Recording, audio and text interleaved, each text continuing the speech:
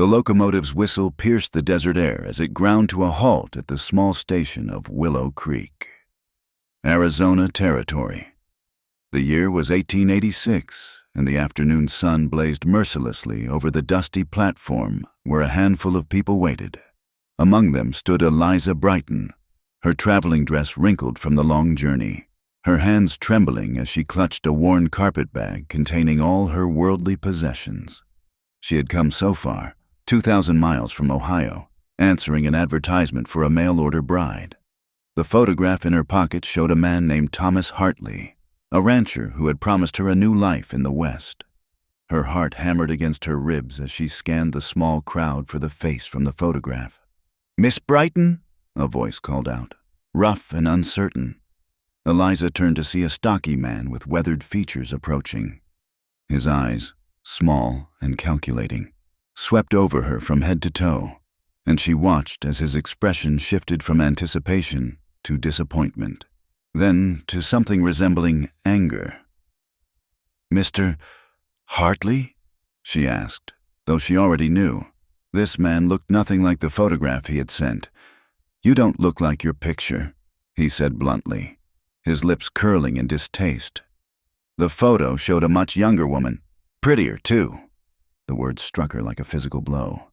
The photograph was taken 2 years ago, but I assure you, 2 years or 20 makes no difference. You're not what I paid for." He took a step back, shaking his head. "Deal's off. I won't be taking you." "But Mr. Hartley, please." Eliza reached out, desperation creeping into her voice. "I've come all this way. I have nowhere else to go." "That's not my problem." He turned on his heel and began walking away. "Should have been honest about what you look like. I got no use for a plain woman past her prime." Eliza stood frozen on the platform as Thomas Hartley disappeared into the crowd. Around her, the other passengers dispersed, reuniting with families or heading into town. Soon, she was alone except for the station master, who eyed her with a mixture of pity and suspicion. The full weight of her situation crashed down upon her.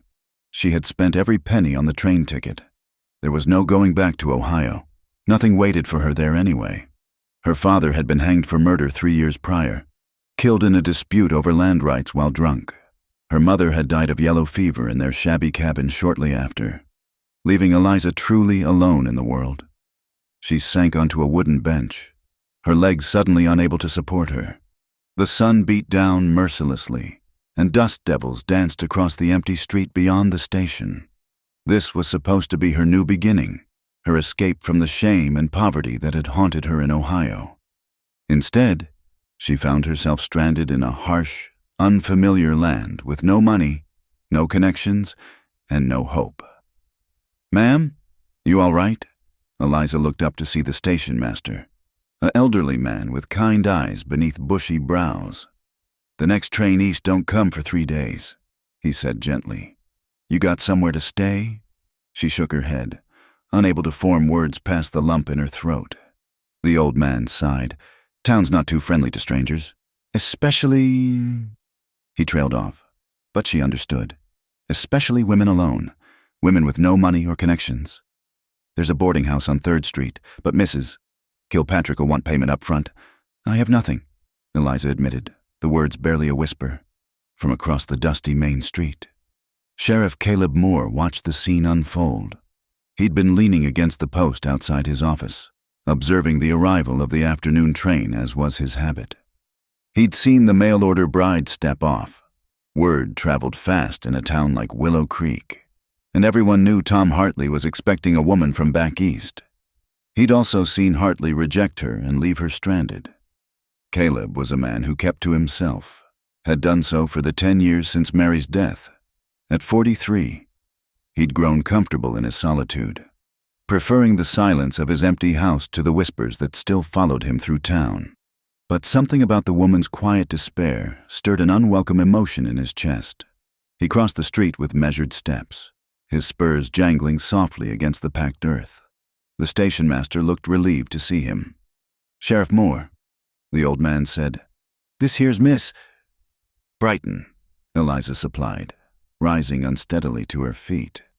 Eliza Brighton. Caleb touched the brim of his hat. Up close, he could see she wasn't the beauty Hartley had expected, but there was something appealing about her face, an honesty in her gray eyes, a strength in the set of her jaw despite her current distress. Her brown hair, though travel must, caught hints of gold in the harsh sunlight. "Miss Brighton," he said, "I couldn't help but notice your situation." Color flooded her cheeks. "I'm quite all right. Sheriff, I just need to figure out my next move. The next train east isn't for 3 days," he said, "and even then, you'll need a ticket." Her shoulders sagged slightly, confirming what he'd suspected. "I'll manage somehow." Caleb was quiet for a long moment, weighing his words. He'd built walls around himself for good reason, had learned the hard way that letting people close only led to pain and worse. But leaving her here, prey to the harsh elements and harsher people of Willow Creek, seemed wrong in a way he couldn't quite articulate. "I have a spare room," he heard himself saying. "It's not much, but it's clean and safe. You could stay until you figure out what to do next." Both Eliza and the station master stared at him in surprise. Caleb Moore never invited anyone to his home. He lived alone at the edge of town, in the house he'd once shared with his wife and infant son before tragedy struck. "I couldn't possibly," Eliza began. "It's that or the street, ma'am," Caleb said bluntly. "Willow Creek isn't kind to women without protection. You'll be safe at my place, and you can earn your keep with cooking and cleaning if that sits better with your conscience." She studied his face, searching for hidden motives. Caleb endured her scrutiny without flinching. He was a man with secrets. Yes, but he meant her no harm. Perhaps helping her was his way of balancing some cosmic scale, atoning in small measure for sins that could never truly be forgiven. "All right," she said finally. "Thank you. Sheriff Moore, I accept your offer." He nodded and picked up her carpet bag, noting how light it was. Everything she owned in the world. Probably. "My horse is tied up outside. Can you ride?" "Yes." They walked in silence to where his bay gelding waited patiently in the shade. Caleb helped her mount, then swung up behind her. As they rode through town, he felt the weight of curious stares and knew the gossip would start before they even reached his property. By evening, everyone would know that the reclusive sheriff had taken in the rejected mail-order bride. His house sat a quarter-mile from town, a modest wooden structure with a covered porch and a small barn out back. The place looked well-maintained but lonely, as if it were waiting for occupants who would never return. A garden plot beside the house lay fallow, though Caleb had kept the fence repaired. "It's not much," he said as he helped her down, "but it's sturdy." Eliza looked around, taking in the isolation, the mountains rising in the distance, the endless stretch of desert in every direction. "It's more than I have any right to expect," she said quietly. "Thank you." He showed her inside, conscious suddenly of how the place must look to outside eyes. Everything was clean but Spartan. The front room held 2 chairs before the fieldstone fireplace, a small table, little else. The kitchen was basic but functional. Down the short hallway were 2 bedrooms, his own, and the one that had been Mary's. He hesitated at the second door, then pushed it open. The room was exactly as Mary had left it 10 years ago, her brush still on the dresser, her clothes still hanging in the wardrobe. Dust motes danced in the shaft of sunlight from the window. "You can stay here," he said, his voice rougher than intended. Eliza's eyes took in the preserved room, understanding dawning on her face. "Your wife? She died 10 years ago." The words came out clipped, final. "I'm sorry," she said simply. He set her bag on the bed. "There's water in the pitcher. Outhouse is behind the barn. I'll be doing evening rounds in town, but I'll be back before dark. Make yourself at home." He left before she could respond, needing the distance, the familiar routine of his work. As he rode back toward town, Caleb wondered what in hell he'd just done. For 10 years, he'd kept his house as a tomb, a shrine to his guilt and grief. Now he'd invited a stranger to disturb that careful preservation. But the image of her standing alone on that platform, abandoned and afraid, had struck too close to memories he tried to keep buried. He knew what it was like to be utterly alone, to have the world judge and find you wanting. Perhaps that's why he'd acted so uncharacteristically. Whatever the reason, it was done now. Eliza Brighton was under his roof and his protection. The town would talk, but they'd been talking about him for years anyway. One more scandal would hardly matter in the ledger of Caleb Moore's sins. As the sun began its descent toward the western mountains, painting the desert in shades of gold and crimson, Caleb made his rounds through Willow Creek's dusty streets, and in the house at the edge of town, Eliza Brighton sat on the edge of a dead woman's bed and finally allowed herself to cry for all she'd lost, all she'd hoped for, and the uncertain future that stretched before her like the vast, unforgiving desert itself. The first week passed in careful silence. Eliza rose before dawn each day, determined to earn her keep. She scrubbed floors that were already clean, mended clothes that barely needed mending, and cooked simple meals from the sparse supplies in Caleb's pantry. He ate without comment, nodded his thanks, and retreated to his evening rounds or the solitude of his room. On the 8th night, a sandstorm rolled in from the north. The wind howled like a living thing, rattling the windows and sending dust seeping through every crack. Caleb secured the shutters while Eliza stuffed rags under the doors. But the house still filled with a fine coating of grit. They found themselves trapped together in the front room, the storm too fierce for Caleb to venture out for his rounds. He sat in his usual chair by the fireplace, cleaning his rifle with methodical precision. Eliza occupied the other chair, attempting to read by lamplight from a book she'd found, one of the few in the house. Poetry, Caleb observed, glancing at the spine. That was Mary's. It was the first time he'd voluntarily mentioned his wife since that first day. Eliza closed the book carefully. "I can put it back if you'd prefer." "No." He returned his attention to the rifle. Books are meant to be read. Thunder crashed overhead, unusual for the desert, and Eliza flinched. The lamp flickered, casting dancing shadows on the walls. "You're not used to storms like this," Caleb said. "In Ohio, we had thunderstorms, but nothing like—" She gestured helplessly at the windows, where sand scratched against the glass like claws. "It sounds angry. Desert doesn't like to be tamed," he said. "Fights back every chance it gets." They lapsed into silence again, but it felt less strained than before. Finally, as the storm's fury seemed to peak, Eliza found her courage. "May I ask you something? Sheriff Moore?" He looked up, wary. "Caleb. Just Caleb when we're here. Caleb." She tested the name. "Why did you help me? A man who keeps to himself as you do. It seems out of character." He was quiet so long she thought he wouldn't answer. When he spoke, his voice was low, almost lost in the wind. "Maybe I saw something of myself in you, standing there alone. Judged and found wanting. People judge you." A bitter smile touched his lips. "Every day for 10 years? Because of how your wife died?" His hand stilled on the rifle. "Because of how she lived, and how she died, and what I—" He trailed off, shaking his head. "That's not talk for tonight." Eliza understood dismissal when she heard it, but something in his voice, the raw pain barely contained, made her bold. "I know about judgment," she said quietly. "About shame that follows you everywhere." Caleb looked at her then, really looked at her, as if seeing her for the first time.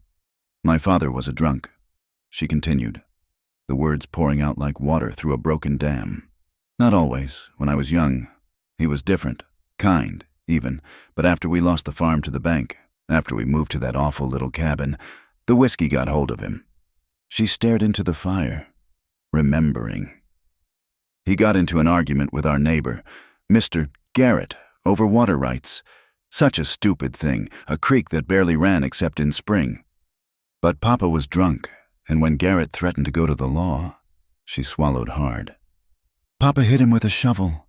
Didn't mean to kill him. I don't think, but Garrett's skull cracked like an egg. They hanged him? Within a week, no one cared that Garrett had been stealing our water for months, that we were desperate. They saw a drunk who'd killed a respected man. Tears she'd held back for years threatened to spill. Mama died 6 months later. Yellow fever, they said, but I think it was shame. She just gave up. Caleb set the rifle aside and leaned forward, elbows on his knees. How old were you? 22, old enough to fend for myself. Everyone said, but no one would hire the drunk murderer's daughter. No decent man would court me. I scraped by for 3 years doing laundry and taking in mending, saving every penny for a chance to go somewhere I could start fresh. The mail-order bride advertisement, Caleb said. She nodded. I'd answered others before. Men would write back interested until they learned about my father. Thomas, Mr. Hartley, was the first who said it didn't matter. Said everyone deserved a second chance. She laughed bitterly. I should have known when his photograph looked too handsome to be true. He's a fool, Caleb said quietly. Eliza looked up, surprised by the conviction in his voice. Any man who can't see past surface things to the strength underneath is a fool, he continued. You survived. You're still fighting. That's more than most can say.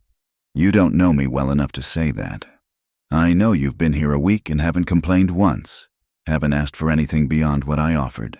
Haven't pried into things that aren't your business, even though the whole house fairly shouts with questions. He gestured at the photographs on the mantel.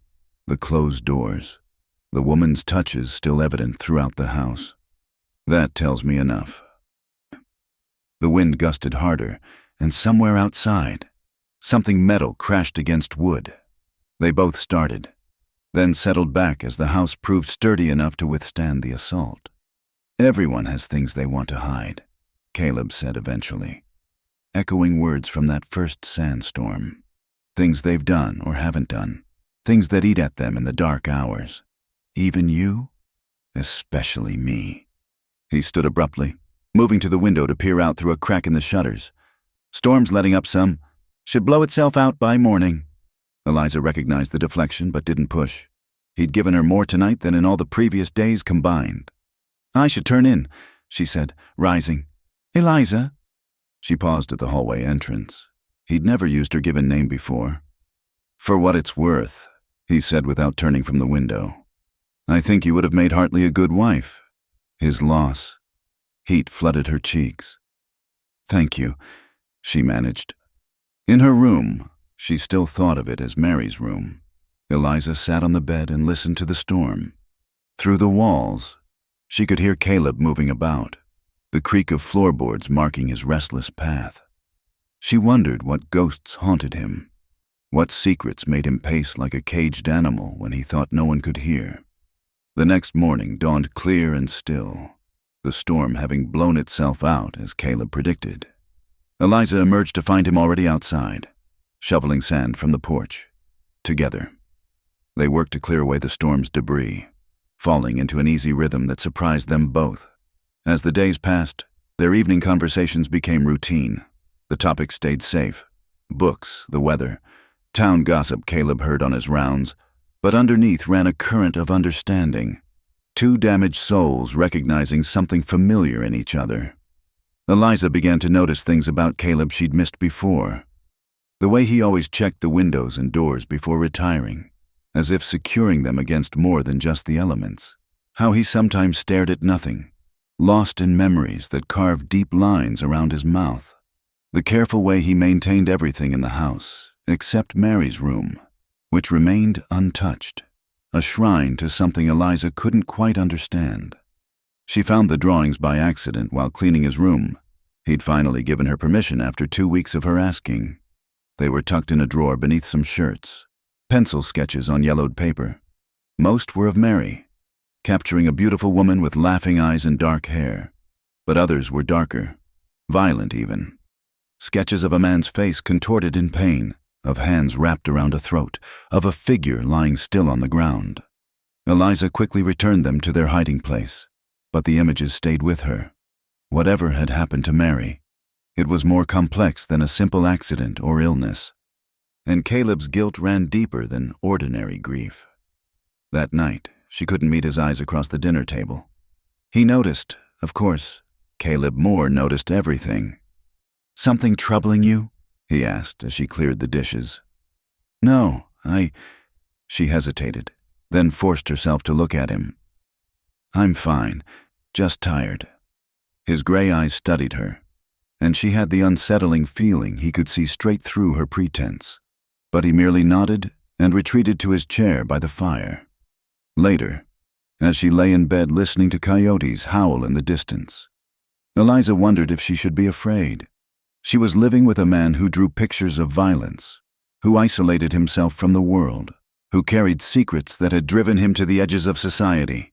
Yet she wasn't afraid. Perhaps she should be, but something in Caleb's careful kindness, in the way he always kept a respectful distance, in the pain that never quite left his eyes, told her that whatever demons he battled, they were turned inward, not toward her. Still, she couldn't shake the feeling that she was walking on the edge of a cliff, and one wrong step would send them both tumbling into an abyss from which there was no return. Spring came slowly to the desert, marked more by subtle changes in the quality of light than any dramatic shift in temperature. Eliza had been living in Caleb's house for nearly 2 months, and their cautious coexistence had evolved into something resembling companionship. She'd moved her few belongings into the room, though she still felt like an intruder among Mary's possessions. One morning, she suggested converting the barren plot beside the house into a proper garden. Caleb looked skeptical. "Nothing much grows out here," he said. "Soil's more sand than earth." "We could try," Eliza persisted. "I kept a garden in Ohio, even in the worst soil, desert plants, herbs, maybe some hardy vegetables." He studied her for a long moment, then nodded. "There's lumber in the barn for raised beds. Haven't touched it in years." They spent the next several days building the frames, hauling in better soil from near the creek bed, and constructing a fence to keep out rabbits and javelinas.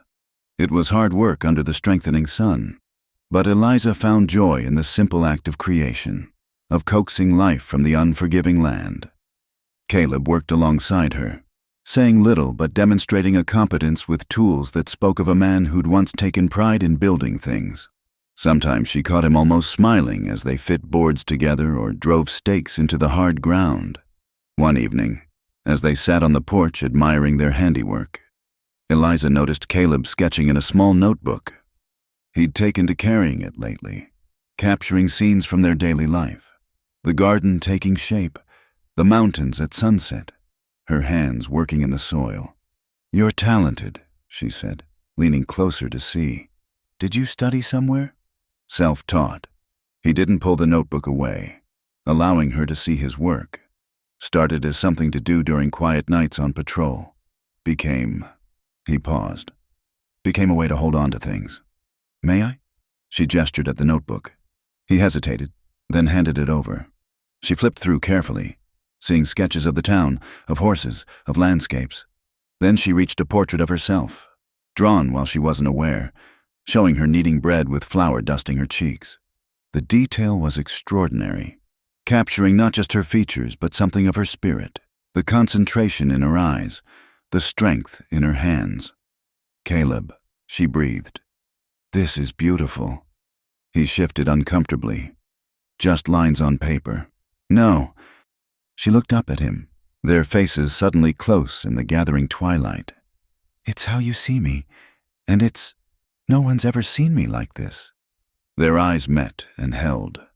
Something shifted in the air between them, a tension that had been building for weeks, finally acknowledging itself. Caleb's hand moved slightly, as if to touch her face, then dropped. "We should go in," he said roughly. "Getting dark." But neither moved. Eliza's heart hammered as she watched emotions play across his weathered features. Desire, fear, guilt, longing. She understood then that he felt it too, this pull between them that grew stronger each day. "Caleb," she whispered. "Don't." The word came out pained. "Please." She placed her hand over his where it rested on the bench between them. "You're not betraying her memory by living." He jerked away as if burned, standing abruptly. "You don't understand. Then help me understand." He paced to the porch rail, gripping it until his knuckles went white. She was everything, beautiful, full of life. Everyone loved her. And she chose me. God knows why. We had a good life. A son, little James. He lived 3 days. Eliza's heart clenched at the pain in his voice. She was never the same after. The light went out of her eyes. I tried everything, but she just faded.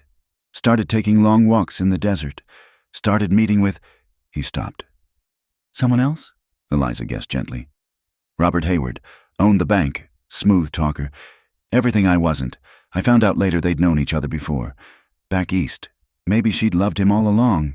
His voice was flat, emotionless, which somehow made it worse. I confronted her. She didn't deny it. Said she was leaving, that she'd never loved me, that I'd trapped her in this godforsaken place. Eliza stood, moving closer but not touching him. What happened? She left that night, took my horse, rode out to meet him. I followed. His hands gripped the rail harder. Found them at the old mine shaft. They were together. I saw red, grabbed Hayward. We fought. He fell, hit his head on a rock. There was so much blood. It was an accident. Was it? Caleb turned to face her, and the torment in his eyes made her step back. I wanted him dead. In that moment, I wanted to kill him with my bare hands. And when he fell, when I saw the life leave his eyes, part of me was glad. And Mary? She ran, tried to climb down the shaft to get away from me, from what I'd done. The wood was old, rotted. It gave way. His voice broke. I tried to grab her, tried to save her, but she fell, 20 feet onto rocks. Eliza reached for him then, unable to stop herself. He flinched but didn't pull away as she took his hand. I carried her body back, told everyone they'd had an accident while riding. No one questioned it. I was the sheriff, and accidents happen in the desert. But people suspected. They always suspect. He looked at their joined hands as if puzzled by the connection. I've lived with it for 10 years. The man I killed, the wife I couldn't save. The lie I told, you were betrayed, Eliza said softly. Hurt beyond bearing. What happened was tragic, but I'm a murderer. The words came out harsh, definitive. And worse, I'm a coward who couldn't face justice for it. You're a man who made a terrible mistake in a moment of passion, she countered. Who's punished himself every day since. That's not the same as being a cold-blooded killer. He pulled his hand away. You don't know what you're saying. I know that you've shown me nothing but kindness, that you work every day to protect this town, that you've created a life of service to atone for one moment of darkness. She moved closer, bold in her conviction. I know that you're a good man, Caleb Moore, despite what you believe about yourself. Eliza.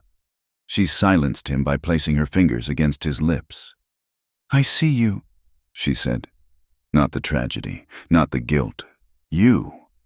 For a moment, they stood frozen, her fingers against his mouth, his eyes searching hers. Then something in him broke. He pulled her against him, crushing her lips with his in a kiss that was desperate, hungry, full of years of loneliness and want. Eliza responded with equal fervor, her arms winding around his neck, pressing closer as if she could pour all her understanding, her acceptance, into this moment, when they finally broke apart. Both were breathing hard. This is wrong, Caleb said hoarsely. Why? She challenged. Because you think you don't deserve happiness, because you've decided to make your whole life a penance, because I'll destroy you too. His hands framed her face, gentle despite his harsh words. Everything I touch turns to ash. I'm not Mary, Eliza said firmly. I'm not fragile or fading. I'm here by choice, with my eyes open. I've seen your darkness and I'm not running. He stared at her, warfare clear in his expression. Then he kissed her again, slower this time, with a tenderness that made her ache. When he pulled back, his thumb traced her cheekbone. I'm no good for you, he whispered. Let me decide that. They went inside, hand in hand. At the door to Mary's room, Her room now. They paused. The weight of unspoken possibilities hung between them. "Not here," Caleb said quietly. "Not in her room." He led her to his own room instead, sparse and masculine, free of ghosts. In the darkness, they came together with a passion born of loneliness and recognition, two damaged souls finding solace in each other. Their joining was fierce and tender by turns, years of isolation melting away in shared warmth. Afterward, they lay entwined, Eliza's head on Caleb's chest, listening to his heartbeat gradually slow. "I'm scared," he admitted into the darkness. "Of what? Of hoping, of believing this could be real. Of waking up to find I've ruined this too." She raised up on one elbow, barely able to see his face in the moonlight filtering through the window. "You won't lose me to the desert, or another man, or your own guilt. I'm stronger than you think. I'm beginning to see that." They made love again as dawn broke, slower and sweeter, mapping each other's scars, both visible and hidden. When full daylight streamed through the windows, they rose and dressed, shy now in the aftermath of such intensity. At breakfast, their hands brushed as she poured coffee, and they both felt the spark. This was new territory for both of them, not just the physical intimacy, but the emotional vulnerability it represented. "The town will talk," Caleb said eventually. "They already do," Eliza replied. "At least now they'll have something true to gossip about." A ghost of a smile touched his lips. "Practical. I've had to be." He reached across the table, taking her hand. "I can't promise this will be easy. I'm not an easy man to live with. I have dark moods, nightmares. There are days when the guilt—" He trailed off. "I'm not asking for easy." Eliza said, "I'm asking for real, for honest, for a chance to build something together, even if it's imperfect." He brought her hand to his lips, pressing a kiss to her palm. "How did you become so wise?" "Pain is a teacher," she said simply. "The trick is learning the right lessons." As the morning sun climbed higher, casting sharp shadows across the desert landscape, they sat together planning their expanded garden. It was a simple domestic scene, but for two people who'd thought themselves beyond redemption, it felt like a miracle, fragile and precious as the first green shoots pushing through seemingly barren soil. The change in their relationship did not go unnoticed in Willow Creek. Within days, the whole town seemed to know that the rejected mail-order bride had moved into the sheriff's bed. The whispers followed Eliza whenever she ventured into town for supplies, and more than once she caught women pulling their children closer as she passed. She tried not to let it bother her, but some days the weight of their judgment pressed heavy on her shoulders. Mrs. Dorothy Hutchins, the mayor's wife and self-appointed moral guardian of Willow Creek, was particularly vocal in her disapproval. "Living in sin," Eliza overheard her saying to Mrs. Campbell at the general store. "And with a man who killed his own wife, no less, mark my words, that girl will come to a bad end." Eliza's hands shook as she gathered her purchases, but she kept her head high as she passed the gossiping women. She'd endured worse in Ohio. She could endure this. That evening, she was quieter than usual, pushing food around her plate without eating. Caleb noticed. "Of course." "What happened?" he asked. "Nothing. Just town talk." His jaw tightened. "Dorothy Hutchins." "It doesn't matter." "It does if it's hurting you." She looked up at him, seeing the protective anger in his eyes. "They're not entirely wrong, are they? We are living in sin, by their standards." "Would a piece of paper change what's between us?" "It might change how they treat us, how they treat me." Caleb was quiet for a moment.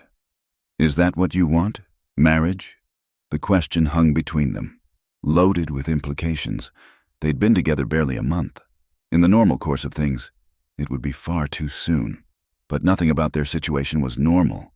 "I don't know," Eliza admitted. "I came here to be married, but that was different. A business arrangement. This is real." Caleb finished, "Which makes it more complicated."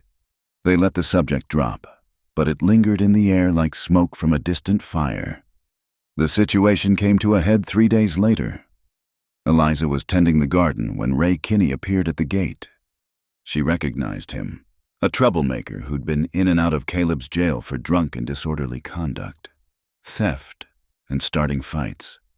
He leaned against the fence post, his eyes traveling over her in a way that made her skin crawl.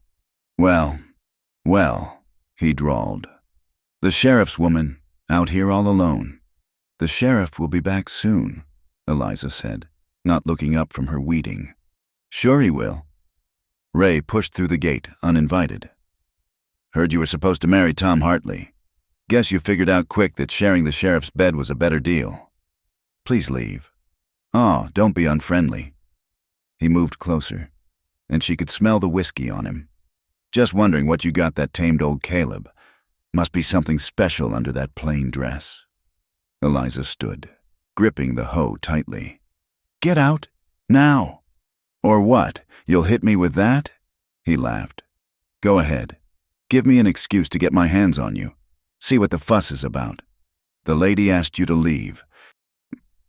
They both turned to see Caleb standing at the corner of the house, his hand resting on his gun belt. His voice was calm, but Eliza could see the tension in every line of his body.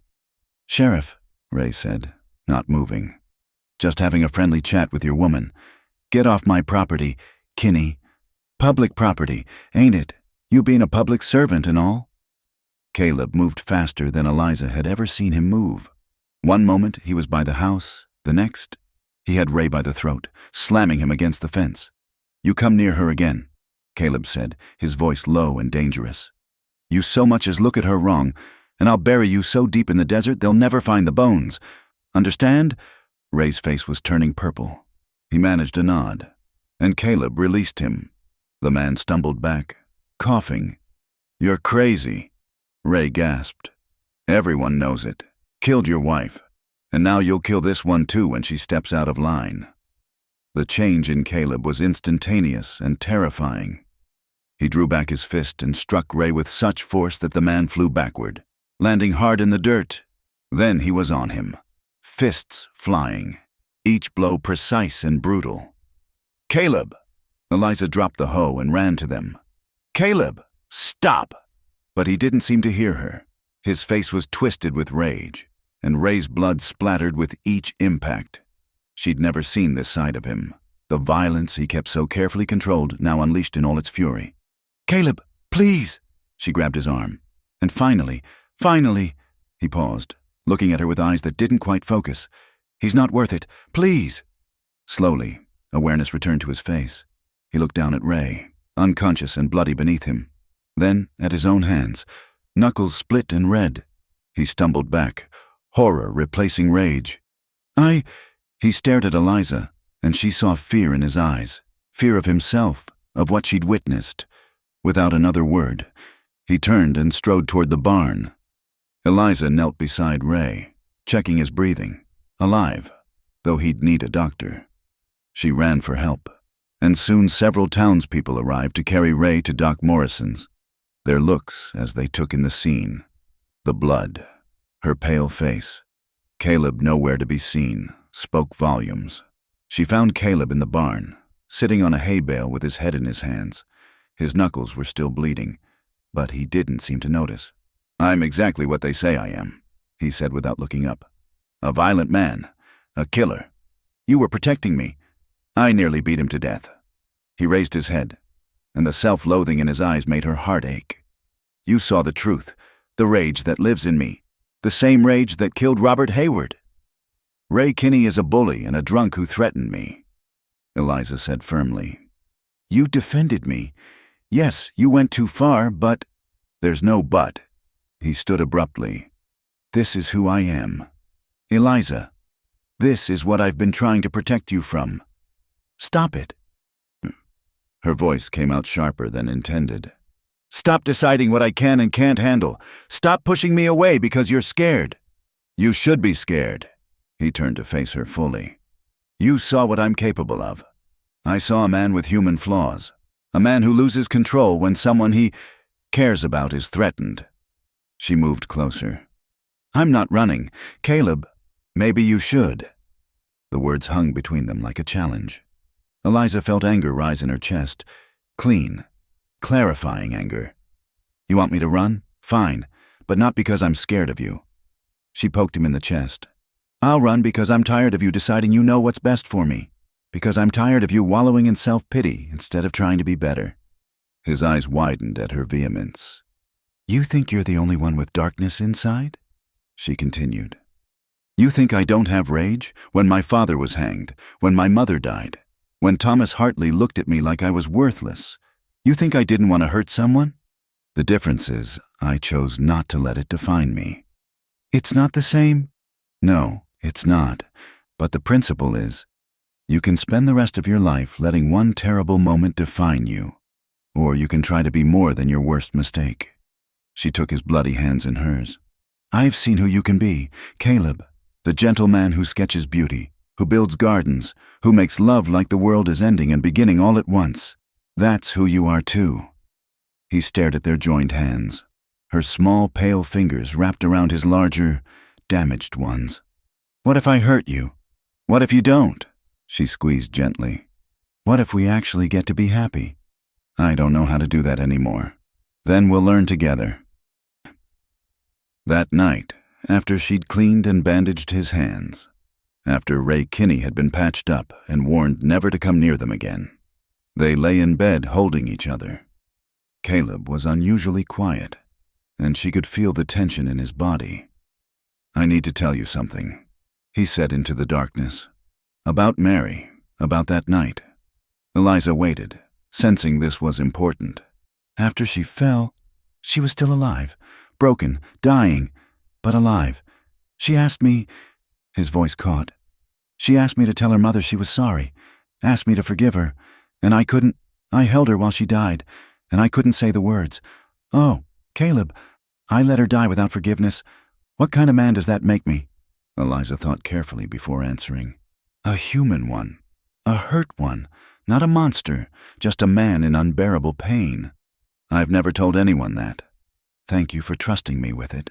He pulled her closer, burying his face in her hair. Don't leave, he whispered. Even when I'm impossible, even when I try to push you away, please don't leave. I won't, she promised. But you have to stop pushing. You have to try to let me love you. The word hung between them. Love. Neither had said it before, but it had been growing between them like the plants in their garden, stubborn and determined despite the harsh conditions. I don't know if I remember how to do that either, he admitted. Then we'll figure it out together, she said again. That's what people do when they love each other. They figure it out. In the darkness of the desert night, with coyotes calling in the distance and the weight of the day's violence still heavy upon them, they held each other and dared to hope that broken things could indeed be mended, that love could grow even in the most unlikely soil. The argument that finally drove them apart came 3 weeks after the incident with Ray Kinney. Caleb had grown increasingly withdrawn, spending long hours at the jail even when there were no prisoners, returning home late and avoiding her eyes. The tender moments they'd shared seemed like distant dreams. One evening, Eliza found him in the barn, packing his saddlebags. Going somewhere? She asked, though her heart already knew the answer. Thinking it's time I moved on, he said without looking at her. Sheriff from Tucson wrote, they need a deputy. Clean start.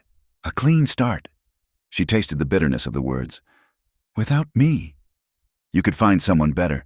Someone without all this. He gestured vaguely at himself, at the space between them. Stop. Her voice shook with anger. Just stop. You're doing it again, deciding what's best for me, pushing me away because you're scared. I'm trying to protect you. From what? From you? From happiness? From the life we're building? She grabbed his arm, forcing him to face her. I knew what you were when I chose you. I've seen your darkness, your violence, your guilt, and I chose you anyway. You chose wrong. The words came out harsh, meant to wound. You were desperate, stranded. You'd have chosen anyone who offered shelter. The slap came without thought, her palm connecting with his cheek with a sharp crack that echoed in the barn. They both froze, shocked. How dare you? she whispered. "How dare you reduce what we have to desperation? How dare you make my choice seem like weakness?" Caleb touched his reddened cheek, something flickering in his eyes. Surprise, perhaps even respect. "Eliza, no, I'm done listening to you tell me what I feel, what I need, what's best for me." Tears burned her eyes, but she refused to let them fall. "You want to know the truth? Yes, I was desperate when you found me. But I'm not now. I could leave. I've saved enough from the household money to buy a ticket anywhere. I stay because I choose to. Because I love you. You stubborn, self-loathing fool." "You can't love me," he said, but the conviction had gone out of his voice. "I killed a man. I let my wife die without forgiveness. I nearly beat Ray Kinney to death in front of you. And I'm the daughter of a hanged murderer who nobody wanted." She shot back. "We're quite a pair, aren't we? Both convinced we're too damaged for love, too broken for happiness." She turned away, suddenly exhausted. "You know what? Go. Run to Tucson. Run from every good thing because you're convinced you don't deserve it. But don't you dare pretend it's for my benefit." She left him standing there and walked into the desert night, needing space, needing air. The moon was new, leaving only starlight to guide her path. She didn't go far, just to the rise overlooking their property, where she could see the little house with its windows glowing warm. The garden they'd planted together now showing the first signs of growth. She sat on a boulder, wrapping her arms around her knees, and finally let the tears come. For all her brave words, the thought of him leaving carved a hollow ache in her chest. She'd survived so much, but she wasn't sure she could survive losing him. Not because she needed him for shelter or protection, but because he'd become essential to her in ways she was only beginning to understand. The crunch of footsteps on gravel made her tense. Mountain cats prowled these hills, and she'd come out without even a lantern. But it was Caleb who emerged from the darkness, moving carefully over the rough terrain. "Dangerous to be out here alone," he said quietly. "I'm not afraid of the dark. I know." He settled beside her on the boulder, not touching but close enough that she could feel his warmth. "You're not afraid of much, are you?"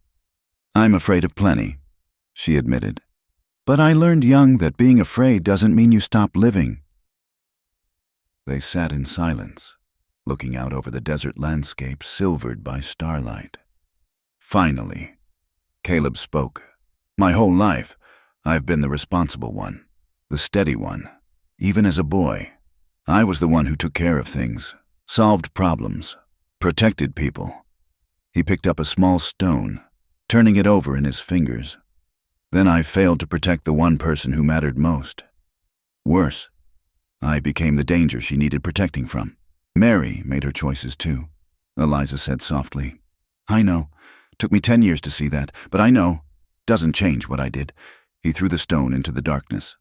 "When I saw you on that platform, something in me recognized something in you. 2 people the world had written off. I suppose I told myself I was just being decent, offering help. But you got under my skin.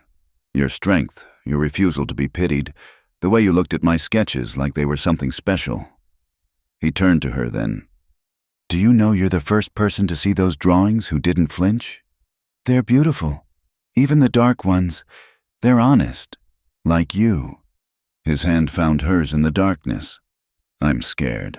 Eliza, scared of hoping. Scared of failing you like I failed her.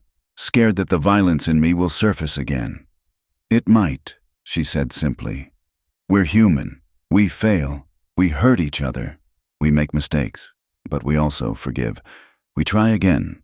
We choose love over fear, even when fear feels safer." "Is that what we're doing? Choosing love?" She turned their joined hands over, tracing the scars on his knuckles. "I already have. Question is whether you're brave enough to choose it too." He was quiet for so long she thought he wouldn't answer. Then, "I unpacked the saddlebags." "Oh? Burned the letter from Tucson too." He squeezed her hand. "Seems I'm staying."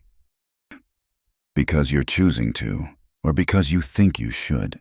He shifted to face her fully, and even in the starlight she could see the intensity in his eyes. "Because the thought of leaving you hurts worse than all my guilt combined. Because you make me want to be better than I am. Because somewhere between that first night you cried alone and tonight when you slapped sense into me, I fell in love with you too." The words hung between them, precious and fragile. Eliza felt her heart crack open, flooding with warmth. "That wasn't so hard, was it?" she managed through tears. "Hardest thing I've ever said," he admitted, "and the truest." They kissed then, under the vast desert sky. A kiss that tasted of tears and promises and the peculiar sweetness of second chances. When they pulled apart, Caleb rested his forehead against hers. "I'll probably mess up again," he warned. "The darkness doesn't just go away. I know, but maybe, together, we can keep it from swallowing us whole." They made their way back to the house hand in hand, careful on the rough ground. Inside, they came together with a desperate tenderness, making love as if sealing a pact against all the forces that would tear them apart, internal and external, past and present. Afterward, as they lay entwined, Eliza traced patterns on his chest. "No more running, no more running," he agreed. "Though the town, we'll talk, let them, we've survived worse than gossip." He pressed a kiss to her hair. "How did you become so strong?" "I had to, and you're stronger than you think, too. Caleb Moore, you just forgot for a while." The next morning brought news that would test their newfound resolve. A cave-in at the Garrison silver mine had trapped a dozen men. Every able-bodied person was needed for the rescue effort. Caleb kissed Eliza goodbye at dawn. "Stay here, it's dangerous work." But by noon, she had loaded the wagon with water, bandages, and food, and driven out to the mine. The scene was chaos. Women weeping, men shouting orders. The mine entrance partially collapsed with tons of rock blocking the way. Doc Morrison grabbed her supplies gratefully. "Thank God. We're going to need everything we can get." Eliza set up a makeshift aid station, organizing the women to prepare food and medical supplies. When the first survivor was brought up, bloody and barely conscious, she was ready with clean water and bandages. "You shouldn't be here," Caleb said when he emerged from the mine, covered in dust and sweat. "Neither should those men trapped down there, but here we all are," she replied, not pausing in her work. Less arguing, more helping. A ghost of a smile crossed his face. "Yes, ma'am." Through the long day and into the night, they worked side by side with the townspeople. Eliza noticed something shifting in how people looked at her. Mrs. Campbell brought her coffee. Mr. Peterson thanked her for the bandages. Even Dorothy Hutchins nodded acknowledgement when Eliza helped treat her nephew's cuts. By dawn, all 12 men had been pulled from the mine, 3 dead, but 9 alive thanks to the rescue efforts. As families reunited and the crowd began to disperse, old Martha Williams, who ran the boarding house, approached Eliza. "I was wrong about you," she said simply. "Been listening to gossip instead of using my own eyes. You're good people. Miss Brighton, town's lucky to have you." After she walked away, Eliza felt Caleb's arm come around her waist. "Still want to stay?"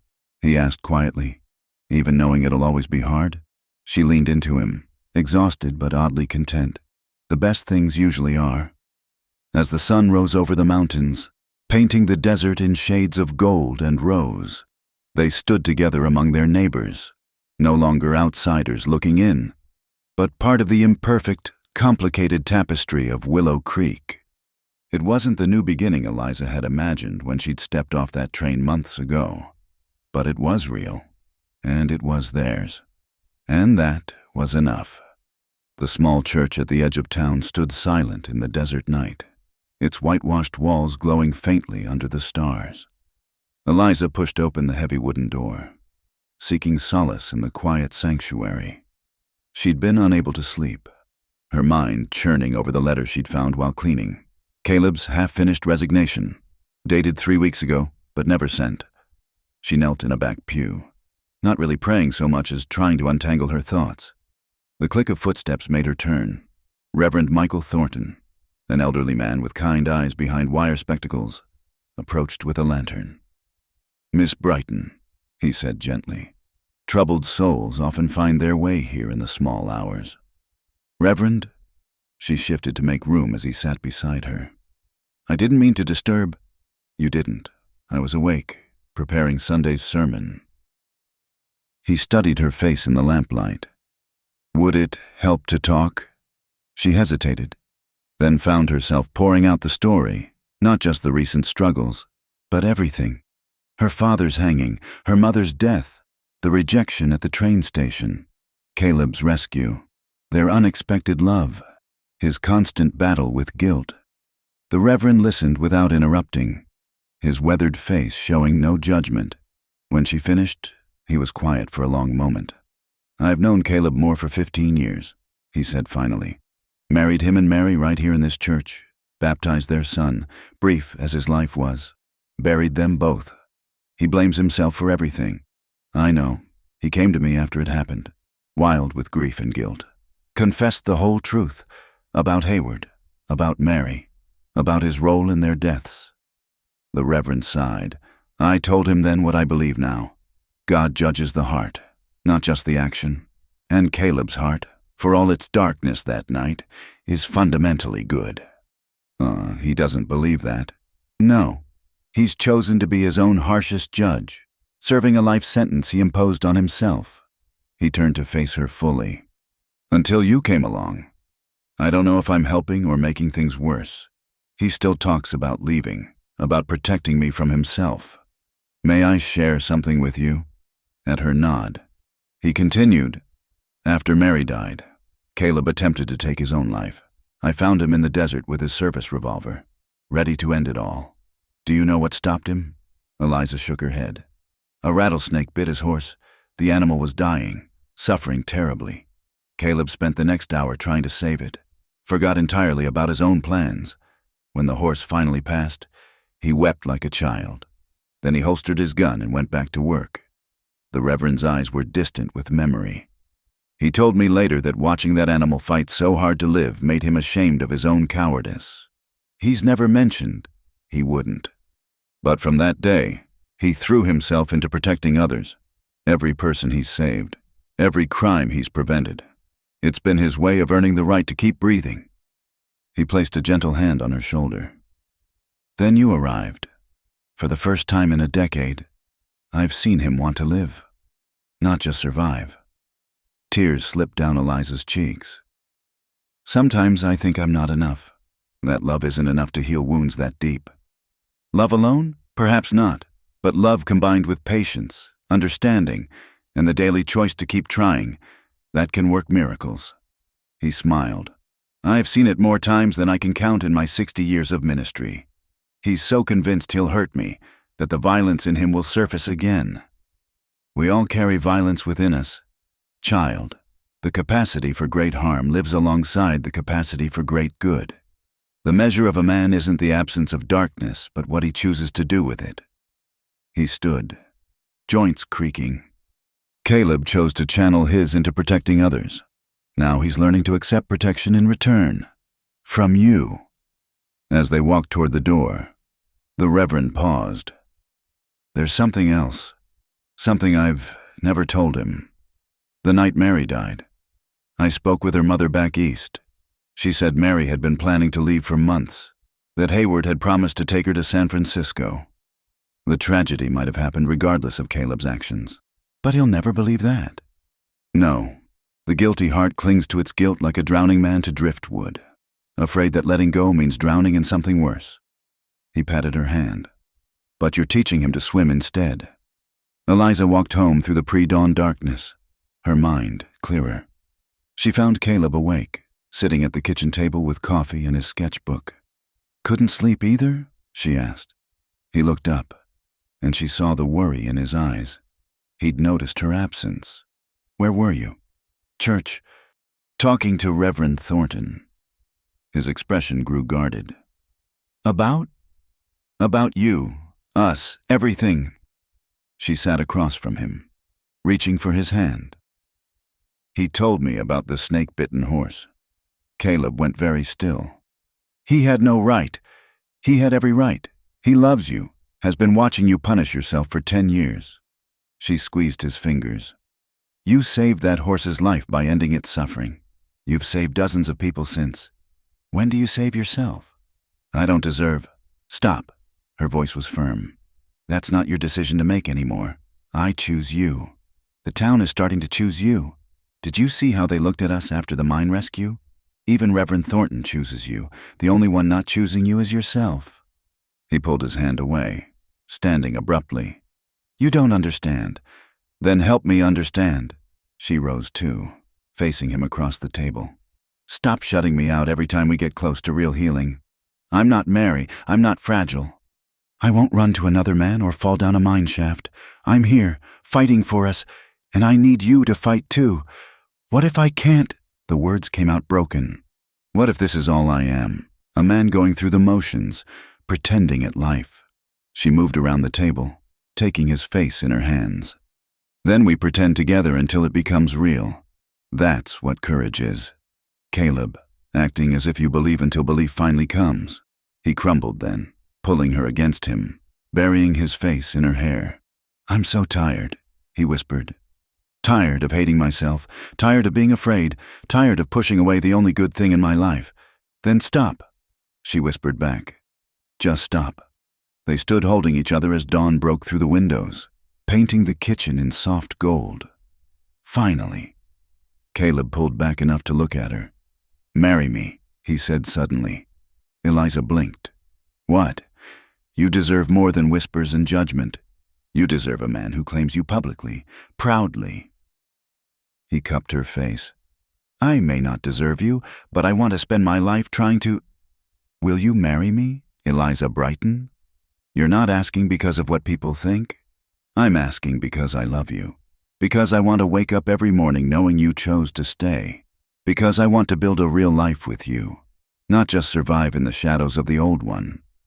She searched his eyes, seeing fear there still, but also hope, fragile and new, but genuine. Yes, she said simply. Yes, I'll marry you. He kissed her then, deep and sweet. And for the first time, she felt him truly let go, not of the guilt perhaps, that would take longer, but of the certainty that he had to face it alone. They were married a week later in the little church, with Reverend Thornton officiating and half the town in attendance. Eliza wore her best dress, nothing fancy, but Caleb looked at her like she was dressed in silk and diamonds. He'd cleaned up well himself, his usually rough appearance softened by a proper haircut and borrowed suit. Martha Williams served as witness, having fully embraced Eliza after the mine rescue. Even Dorothy Hutchins attended, though she sat in the back with pursed lips. Do you, Caleb, take this woman to be your lawfully wedded wife? Reverend Thornton asked, his eyes twinkling with satisfaction.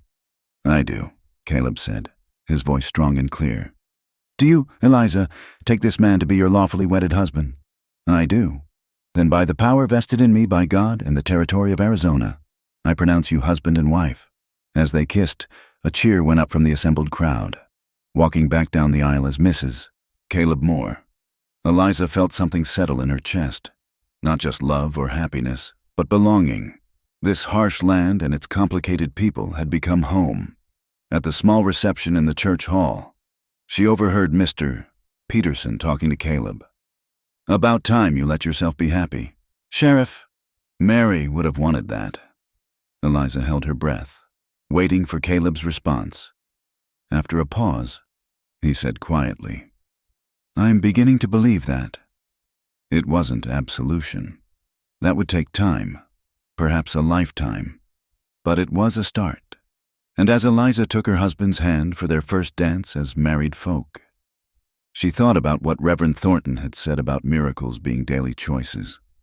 Looking into Caleb's eyes, seeing the love and determination there despite the shadows that would always linger, she chose to believe in miracles. The music was simple, just Fred Garrett on fiddle and his wife on piano, but as they moved together in the lamplight, surrounded by neighbors who'd chosen to celebrate rather than condemn, Eliza felt like she was dancing on clouds. Here, in this unlikely place, with this complicated man, she'd found something she'd never dared hope for, a love strong enough to encompass both darkness and light, branded by loss but not broken by it. No regrets? Caleb whispered as they turned. None, she whispered back. You? He spun her gently, then pulled her close. Only that it took me so long to see what was right in front of me. Better late than never. Indeed, Mrs. Moore, indeed. The wedding celebration was modest, but filled with genuine warmth. As the afternoon wore on, couples danced while children played between the tables, and for a few hours, Eliza felt like any other new bride in any other town. The feeling shattered when Ray Kinney burst through the church hall doors. His face had healed from Caleb's beating months ago, but the fury in his eyes burned fresh. He stood swaying in the doorway, clearly drunk, a revolver hanging loose in his hand.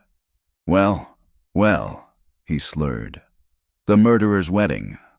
How touching. The music stopped. Parents pulled their children close. Caleb stepped forward, putting himself between Ray and the crowd. "Put the gun down, Kinney," he said calmly. "Whatever grievance you have, these people aren't part of it." "Aren't they?" Ray's laugh was ugly. "They're all here celebrating like you're some kind of hero, like you didn't kill your first wife." Gasps rippled through the crowd, though many had suspected. Few had heard it stated so baldly.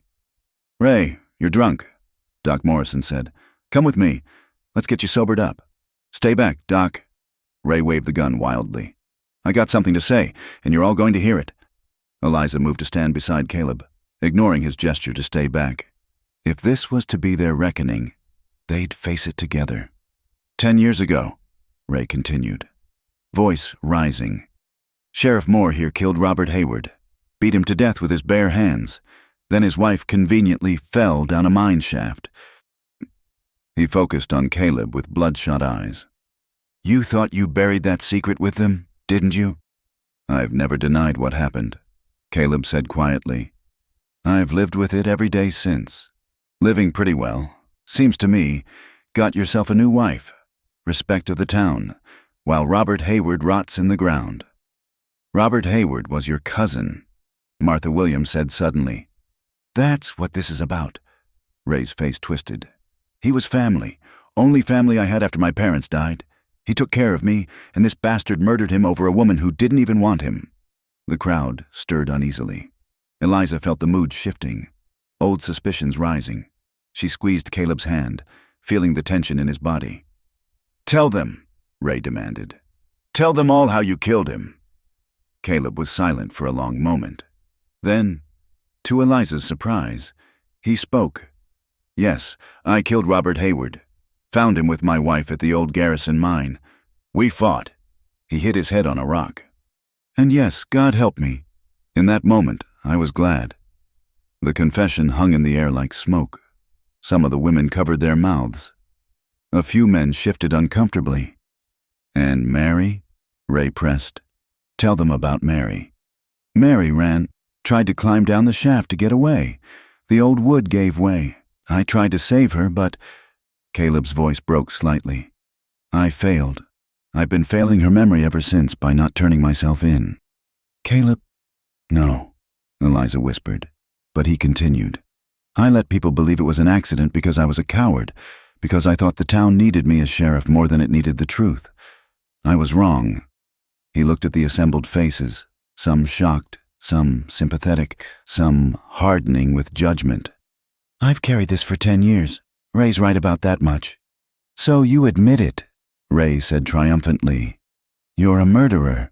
I'm a man who killed another man in a moment of rage." Caleb corrected. "Whether that makes me a murderer is for the law to decide." "The law?" Ray spat. "You are the law in this town." "Not anymore." Caleb unpinned his sheriff's star and set it on the nearest table. "I'll wire the federal marshal in the morning. Turn myself in for proper judgment." "No!" The word tore from Eliza's throat. "Caleb, you can't—" "I have to." He turned to her, eyes infinitely sad.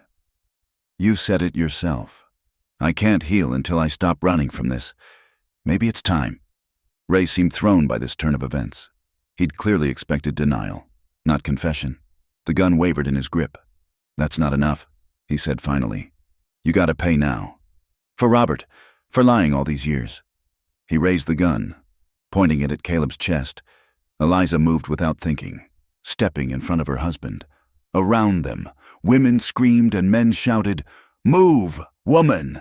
Ray snarled. "No." Her voice was steady despite her racing heart. "You want to shoot him? You'll have to shoot me first." "Eliza, don't—" Caleb tried to pull her aside, but she stood firm. "This is my husband," she said clearly. "Whatever he's done, whatever judgment awaits him, it won't come from a drunk with a gun. Not on our wedding day." Ray's hand shook. For a moment, Eliza thought he might actually shoot. Then Reverend Thornton stepped forward. "Raymond," he said gently, "your cousin is gone. Killing the sheriff won't bring him back. It will only add to the tragedy." "He deserves to die," Ray said, but the conviction was leaking from his voice. "Perhaps, but that's not for you to decide. You're not God, Raymond, neither is Caleb. Both of you have been trying to play his role, Caleb by punishing himself, you by seeking vengeance. It's time to let real justice take its course." Others began stepping forward. Doc Morrison, Martha Williams, even some who'd looked ready to condemn Caleb moments before. They formed a protective barrier around the newlyweds. "You all are fools," Ray said, but he was lowering the gun. "Protecting a killer. We're protecting our neighbor." Fred Garrett said simply, "Man's confessed. Says he'll face judgment. That's more than most would do." Ray looked around at the faces, not all friendly to Caleb, but united in preventing violence. With a sound of disgust, he shoved the gun back in his holster. "This ain't over," he said, backing toward the door. "You'll pay. More. One way or another." After he left, the crowd stood in awkward silence. Some families quietly gathered their children and slipped away. Others lingered, uncertain. Caleb stood straight, meeting the eyes of those who remained. "I'm sorry," he said, "for bringing this to your celebration, for living a lie among you all these years. You deserved better from your sheriff." "What you did was wrong," Dorothy Hutchins said, surprising everyone by speaking up. "But what you've done since, protecting this town, saving lives at the mine, being a steady hand in troubled times, that counts for something too." "The Reverend's right." "Mr. Peterson added, "Let the law sort it out. But until then, you're still our neighbor." Not everyone agreed. Eliza could see it in some faces, but enough nodded that she felt a spark of hope. As the crowd dispersed, whispering among themselves, Eliza and Caleb found themselves alone with Reverend Thornton. "That was brave," he told Caleb. "Foolish, perhaps, but brave. Will you—" Caleb swallowed hard. "Will you stand with me when the marshal comes?" "Of course." The Reverend gripped his shoulder. "Though I suspect the federal law may be more interested in current crimes than decade-old tragedies, especially ones where the only witness to contradict your account of self-defense is dead." Hope flickered in Eliza's chest, but Caleb shook his head. "I won't lie anymore. Whatever comes, I'll face it honestly." They walked home in the deepening twilight, their wedding clothes dusty and spirits subdued. The house felt different somehow, less like a sanctuary and more like a way station before an uncertain future. "I'm sorry," Caleb said as they prepared for bed. "This wasn't how I wanted our wedding day to end." Eliza moved into his arms. "You stood up to your past, faced it publicly. I'm proud of you. Even if it means I go to prison, even if you become a widow before you've barely been a wife." She pulled back to look at him. "You're not going to prison." "Eliza, no, listen to me. What happened with Hayward was a fight that ended tragically. You didn't plan it, didn't hunt him down, and Mary's death was an accident. Whatever your guilt tells you." She gripped his shoulders. "You're going to face whatever comes, and I'm going to be right beside you. That's what marriage means." He crushed her to him then, and they made love with desperate intensity, as if trying to store up enough passion to sustain them through whatever separation might come. In the darkness afterward, Caleb whispered, "I don't deserve you." "Stop saying that," she murmured against his chest. "Start believing that maybe, just maybe, love isn't about deserving.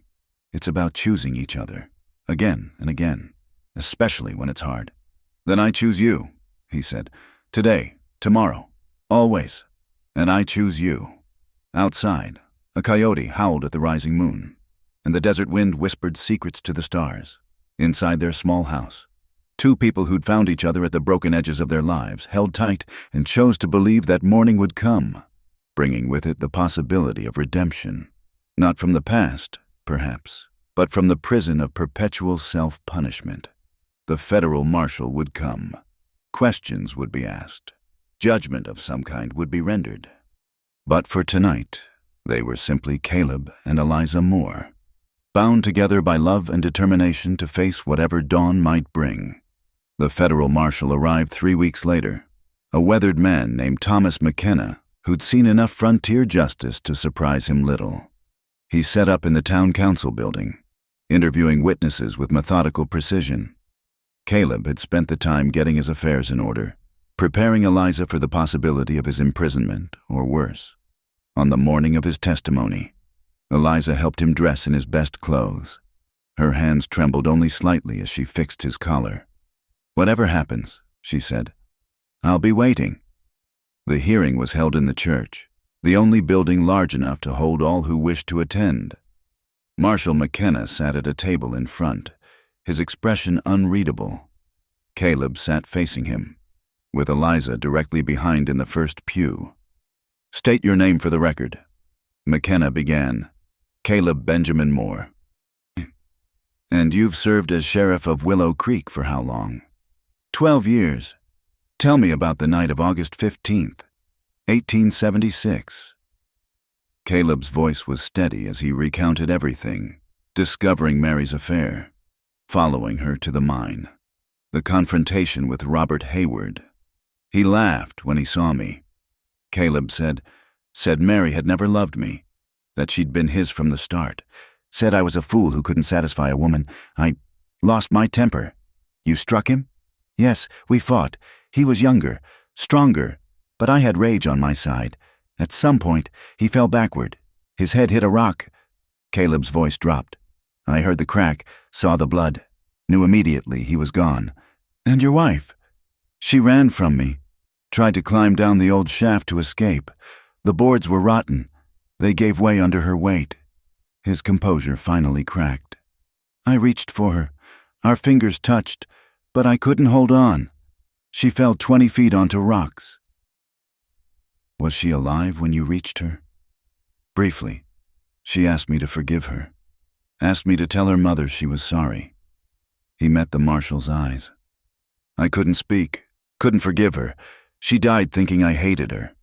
The church was silent, except for a few muffled sobs from the women. What did you do then? McKenna asked.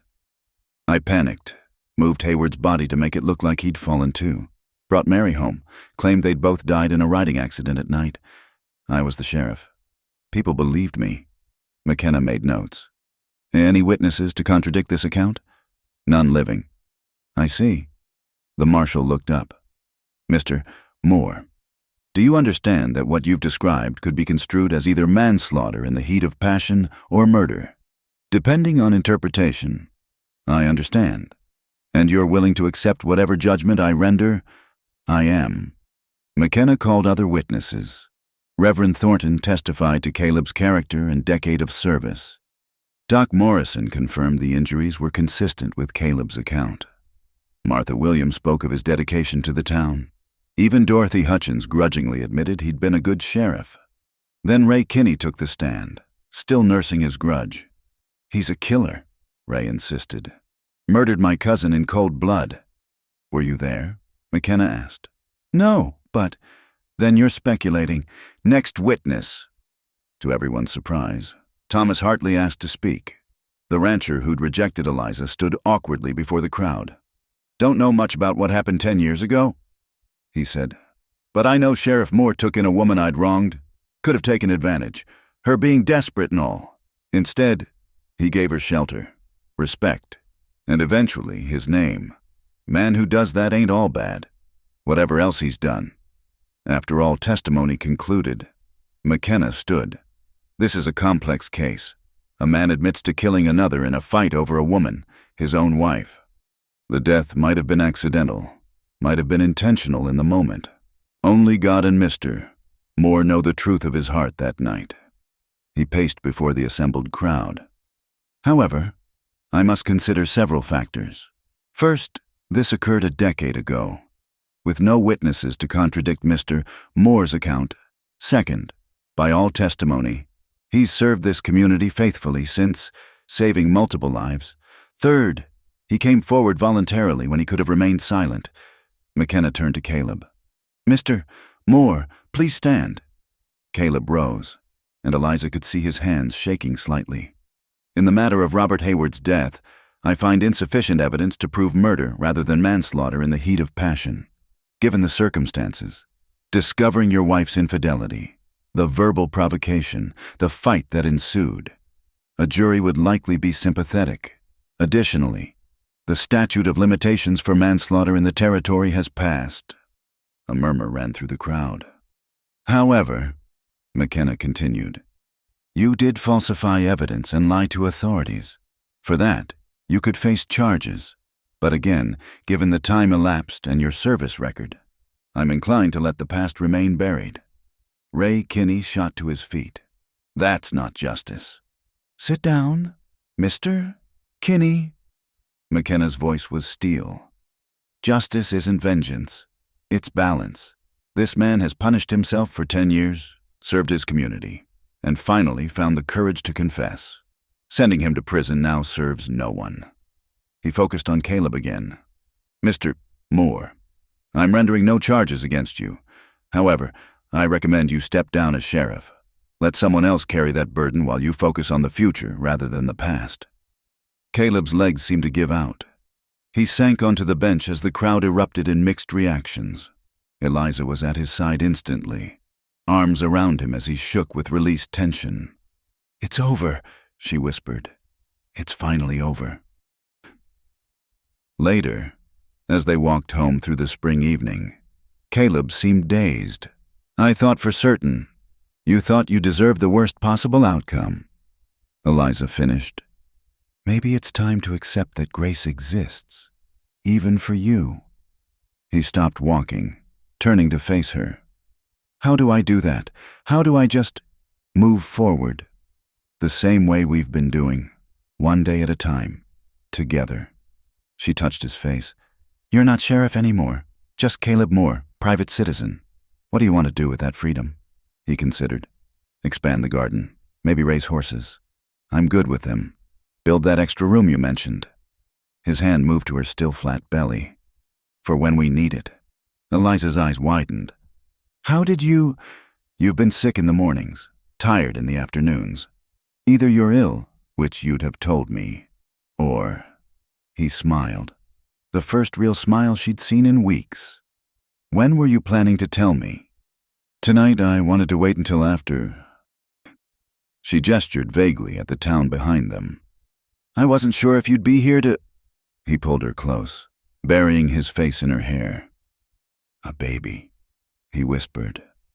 "Our baby. Are you happy?" "Terrified," he admitted. "But yes, happy." He pulled back to look at her. "A chance to do it right this time. To be the father I couldn't be before." They continued home, hands linked, plans spilling out between them. The garden would need expansion for more vegetables. The spare room could be converted to a nursery. Maybe they'd buy the adjacent land. Start that horse ranch. As they reached their gate, Caleb paused. "I resigned as sheriff, but they'll need to elect a new one. Maybe Jim Patterson. He's young but capable. You'll help train him? If he wants, pass on what I've learned, the good and bad." That night, they sat on the porch watching the stars emerge. Eliza rested her head on Caleb's shoulder, one hand protective over her belly. "I never thought I'd have this," Caleb said quietly. "A second chance, a real family, hope. You almost threw it away out of guilt. Old habits." He kissed the top of her head. "Good thing I married a stubborn woman who wouldn't let me." "The most stubborn," she agreed. "And you're stuck with me now. Me and this little one. Nowhere I'd rather be stuck." A coyote called in the distance, answered by another. The desert breathed around them, eternal and patient. Inside Eliza, new life grew, proof that even in the harshest ground, with enough love and determination, miracles could take root. "What do you think Mary would say?" Eliza asked carefully. "About us? About the baby?" Caleb was quiet so long she thought he wouldn't answer. Then, "I think she'd be relieved. She was trapped in a marriage she didn't want, to a man she couldn't love. We were wrong for each other from the start." He shifted to look at Eliza. Maybe she'd be happy that something good came from all that pain. That her death wasn't the end of the story, just the end of a chapter, and the beginning of a better one. They went inside as the night grew cool. The house that had once been a tomb now filled with the warmth of possibility. In the months to come, Caleb would build cribs and plant trees. Eliza would sew tiny clothes and sing lullabies. The town would accept them fully, their past acknowledged but no longer defining. And when their daughter was born the following winter, healthy and strong, with her mother's eyes and her father's determined chin, they named her Grace, for that's what she represented, the unearned gift of redemption, the chance to begin again, the proof that even the most broken ground could bloom with patient tending. Caleb never wore a badge again, but he found peace in simpler roles: husband, father, neighbor, friend. The ghosts of his past visited less frequently, chased away by the laughter of his daughter and the steady love of his wife. He learned, slowly, to forgive himself, not forget, never that, but to accept that he was more than his worst moment. And Eliza, she'd found what she'd come west seeking, though not at all in the way she'd imagined. Not just a husband or a home, but a purpose, to be the anchor that kept a good man from drowning in his own guilt, to build a family from the ashes of tragedy, to prove that love could indeed grow anywhere, even in the desert, even in hearts scarred by loss. Their love story wasn't the stuff of fairy tales. It was better, real, tested, chosen daily despite the weight of the past. It was the kind of love that endured not because it was perfect, but because it was honest, stubborn, and brave enough to believe in tomorrow. In the end, that was enough. More than enough. It was everything. Thank you so much for listening to this tale from the Wild West. I'd love to hear where you're tuning in from. Drop a comment below and let's connect across the miles, just like folks did in the frontier days. If you enjoyed this story of love, redemption, and second chances, please subscribe to Wild West Campfire for more authentic tales from America's untamed past. Share your thoughts about Eliza and Caleb's journey. Did their story touch your heart as it did mine? Until we meet again around the campfire, partners